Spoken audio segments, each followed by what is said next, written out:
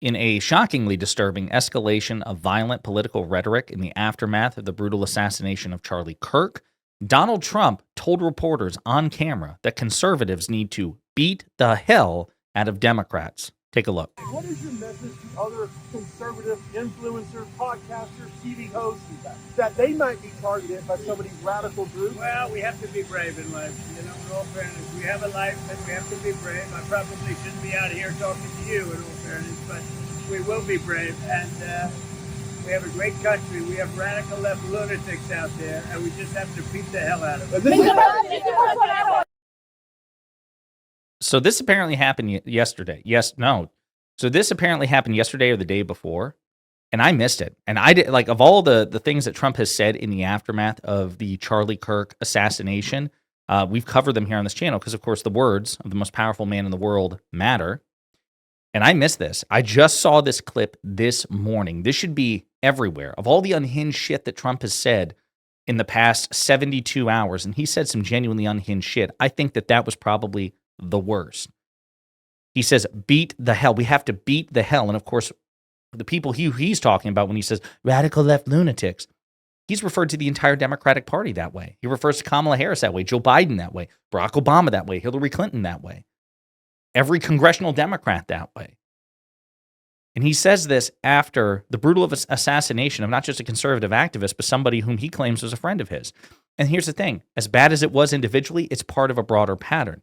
As a reminder, this is what Trump had to say about the radical left, about the Democratic Party on Fox News yesterday. And we're going to look into that. What do we do about our country with that? Because we have radicals on the right as well. We have radicals on the left. People are watching all of these videos and cheering.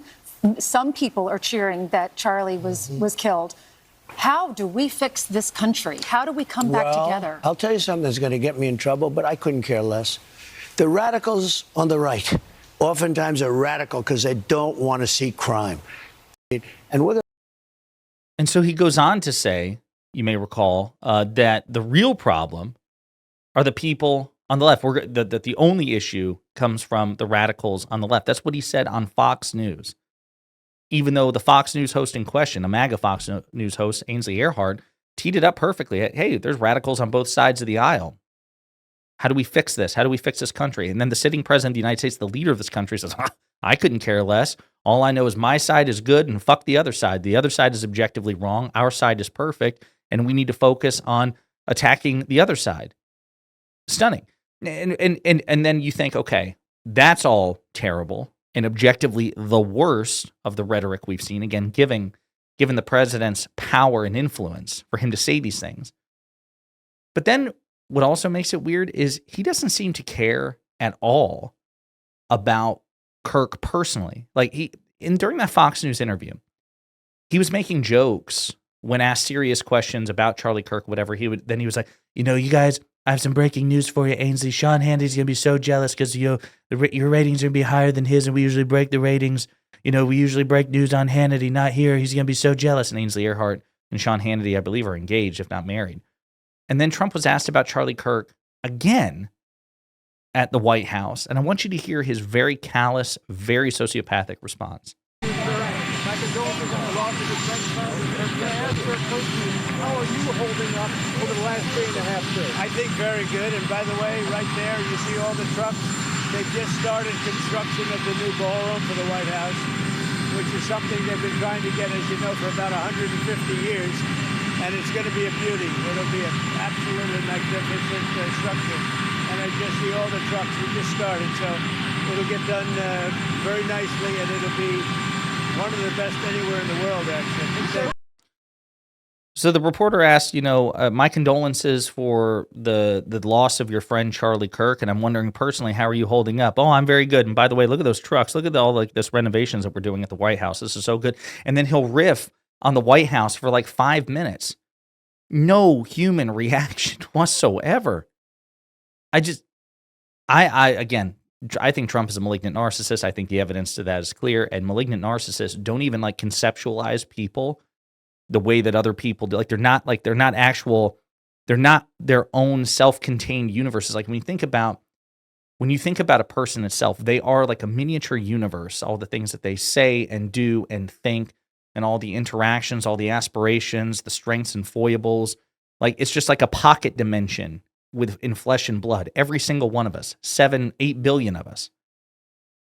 And yet a malignant narcissist doesn't understand. They're like, this person, they only conceptualize people in terms of a relationship to them. So this person is useful to me. This person is my enemy. This person flatters me. This person criticizes me.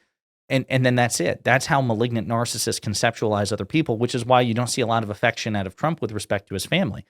The only affection you see out of Trump is with Ivanka, and that's because he's come out and said he wants to fuck his daughter. He wants to fuck Ivanka, and that he would try to date her if she weren't his daughter. We have that on camera, which is rather strange. I'm not entirely sure Trump is capable of human affection the way that everybody else is. So for him I guess what I'm saying is it adds a more disturbing element to this, because it would still be inexcusable if Trump were to. It'd still be inexcusable for Trump to say the things that he says, given his power and influence. Remember, he's the most powerful man in the world, which means he should be held to a higher standard than anybody. Democratic presidents or Republican presidents should be held to the highest standard, not to the same standard as random Twitter users. They need to be held to the highest standard. His words matter the most, which means when he screws up, he should be called out the most. But it would at least be understandable on a human level if it's like, dude, I love this guy. I love this kid. You know, he became a friend of mine, and he was brutally assassinated, and I'm pissed off, and so maybe I'm a bit reckless with my rhetoric. But there doesn't seem to actually be a visceral emotional response to this. It seems to be a pure calculation where he's moved on, right? He's moved on, and he's actually more concerned about the renovations of the White House than the death of Charlie Kirk, and instead he's using this as a pretext to try to crush his political opponents and rile up his base. That's what this looks like. Politico reports again, Trump says we have to beat the hell out of radical left lunatics after Kirk's killing. And again, this was on the September 11th. I totally missed this. Trump on Thursday told reporters that we just have to beat the hell out of radical left lunatics following the killing of conservative commentator Charlie Kirk. Trump, speaking at the South Lawn of the White House as he was heading to New York City, was responding to a reporter who asked what the president's message was to conservatives who feel targeted. Trump, who had some more measured comments about Kirk's killing during the roughly 10-minute exchange with reporters, said what he said in the clip. Kirk argued in the past that his message was one of nonviolence and that Antifa and far-left activists have forced him to cancel speaking events at college campuses. Trump's comments come one day after the 31-year-old Kirk was killed in an attack at a college campus event in Orem, Utah. Then it references his public video address to the nation following Kirk's death. Kirk's murder, and we covered that. That was unhinged. That was insane. He cherry-picked only examples of violence against Republicans and attacked liberals, progressives, and Democrats as if they are the exclusive source of political violence, even though we have recent high-profile acts of political violence against Democrats. He just doesn't care. And he has an obligation. I'm sorry. Like, this is... It also comes down to grading Trump on a curve, and that's dangerous and stupid. It's irrational. If you grade someone on a curve in this way, you are tacitly admitting that they can't take it on their own. They can't do well on their own merits.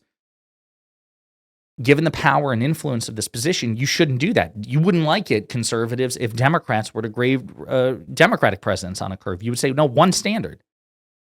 It's insane, the standard to which Trump is held to, because it's impossibly low. And the president of the United States, be it Democrat or Republican, has an obligation to try to maximize the outreach, because even though there's an ideology and a partisanship behind the political role, as president, you are supposed to protect everybody.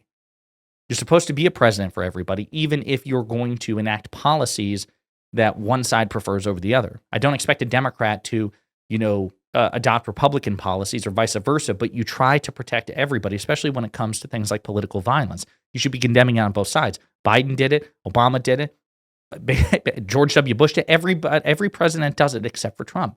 But you know who is calling Trump out? Not just me, not just liberals, not just Democrats.